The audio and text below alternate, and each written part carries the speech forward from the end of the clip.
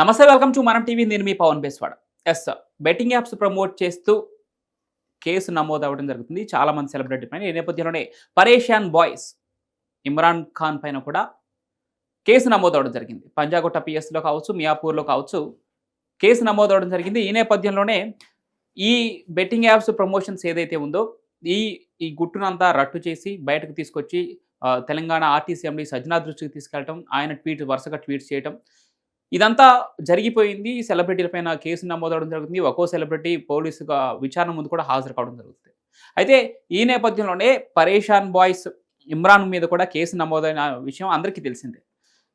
పరేషాన్ బాయ్స్‌ని ఎవరైతే టార్గెట్ చేశారో, అంటే తను కూడా బెట్టింగ్ యాప్స్ ప్రమోట్ చేశారంటూ నాన్వేషణ గతంలో కూడా, అంటే 2020 నుంచే దీనిపై పోరాటం చేస్తూ వస్తున్న నాన్వేషణ పరేషాన్ బాయ్ విషయంలో కొంత తప్పు చేసినట్టు ఆయన కూడా, నాన్వేషణ ఎవరైతే ఉన్నారో ప్రపంచ యాత్రికుడు, ఆయన కూడా ఒకానొక వీడియోలో చెప్పడం జరిగింది. తన తల్లిని నేను తిట్టడం జరిగిందంటూ స్వయంగా నాన్వేషనే చెప్పడం జరిగింది. దానికి సారీ చెప్తూ ఒక వీడియో చెప్పాడు.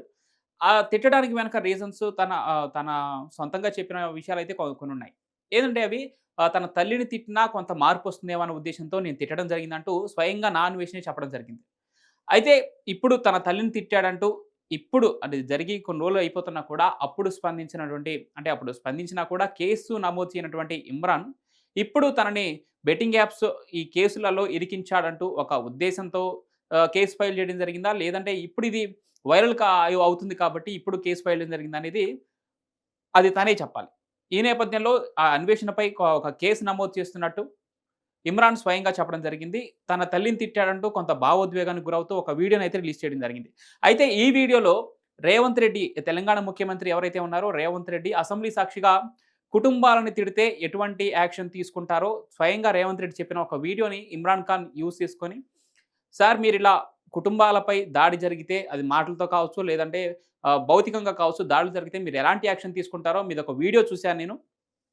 ఆ వీడియోలో చెప్పినట్టు మా తల్లిదండ్రులని, నా సొంత తల్లిని, కన్న తల్లిని ఒక ప్రపంచ యాత్రికుడు అనే వ్యక్తి తిట్టడం జరిగిందని చెప్పి దానికి సంబంధించిన వీడియోస్ కూడా తను ప్లే చేశాడు.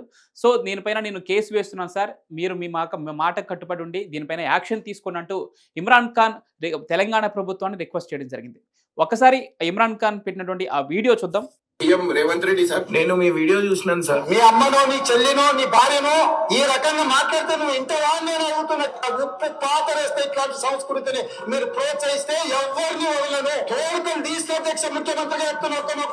సోషల్ మీడియాలో లక్షల మంది ముందర వీళ్ళ అమ్మగారు చార్మినార్ దగ్గర వ్యభిచారం చేసేవారు. అసలు లేనిపోని అన్ని ఆరోపణలు అన్ని వేసేస్తున్నారు సార్. మన నచ్చకపోతే మమ్మల్ని క్వశ్చన్ చేసి అడగచ్చు. తప్పు థంబ్నెయిల్స్ పెట్టి బిజినెస్ అనే పేరుతోని డబ్బుల కోసం, వ్యూస్ కోసం, కానీ ఇట్లా ఇంట్లో తిట్టడం, మా డాడీ బతికే ఉన్నాడు, మా డాడీ చచ్చిపోయినా అని చెప్తారు సార్. మేము కూడా బెట్టింగ్ యాప్ కి అగెనిస్ట్ ఉన్నాం సార్. గతంలో పెద్ద పెద్ద ఇన్ఫ్లుయెన్సర్ చూసి చేసినాం. అది ఇప్పుడు పట్టుకొని పర్సనల్ గా అటాక్ చేస్తున్నారు సార్. చట్టాలు అనేవి ఉన్నాయి కదా సార్, దానికి అందరం రెస్పెక్ట్ ఇస్తున్నాం సార్. వీళ్ళెవరు సార్ ఇంట్లో తిట్టడానికి?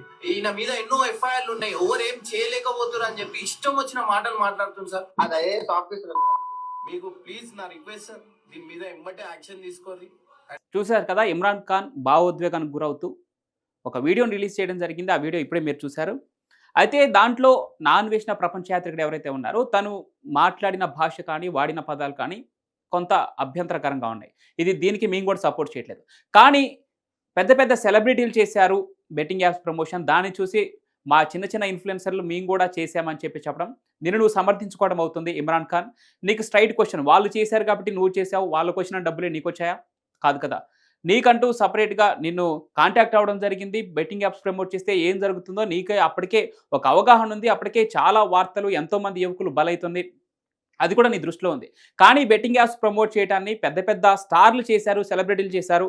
మేము కూడా దాన్ని బట్టే వాళ్ళని ఫాలో అవుతూ మేము చేసామని నిన్ను సమర్థించుకోవడం మాత్రం దాన్ని మేము ఖచ్చితంగా సపోర్ట్ చేయం. మీ కుటుంబ సభ్యులని కించపరుస్తూ మాట్లాడినటువంటి నా అన్వేషణ ఈ విషయంలో తనను వ్యతిరేకిస్తున్నాం మేము కూడా ఖచ్చితంగా.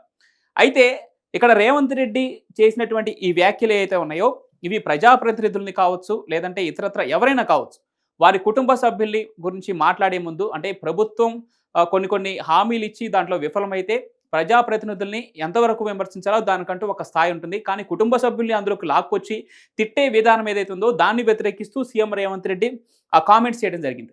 ఇక్కడ నువ్వు ఆ వీడియోని యూజ్ చేసుకొని నీ తల్లిదండ్రులను తిట్టారంటూ చేసే అంతవరకు నీ అభ్యర్థన వరకు ఓకే. కానీ నిన్ను సమర్థించుకోవటం అది తప్పు. ఇకపోతే ఇప్పటికే నా అన్వేషణ మీద చాలా కేసులు ఉన్నాయి సార్, తనపైన యాక్షన్ తీసుకోండి అంటూ నువ్వు కోరటం, ఎందుకంటే నీ కుటుంబ సభ్యుల్ని కించపరుస్తూ మాట్లాడు కాబట్టి సోషల్ మీడియాలో అందరి ముందు నీ కుటుంబ సభ్యులు కించపరుస్తూ మాట్లాడిన దానికి నువ్వు చర్యలు తీసుకొని అడగటం అంతవరకు ఓకే. కానీ తనను క్వెషన్ చేసే ముందు, తనపైన చర్యలు తీసుకొని అనే ముందు నువ్వు బెట్టింగ్ యాప్స్ ప్రమోట్ చేయడం వల్ల ఎంతమంది జీవితాలు ఛిద్రమైపోయాయో నీకు తెలుసు కదా.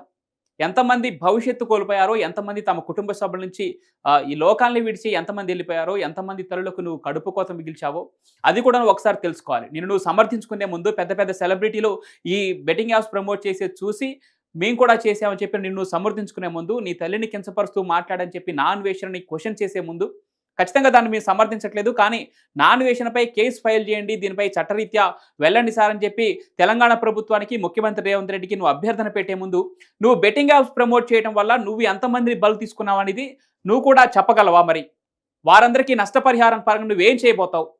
ఏం చేయగలుగుతావు? ఇప్పుడు ఆల్రెడీ ప్రాణాలు కోల్పోయిన వారిని వెనక్కి తీసుకురాగలవా?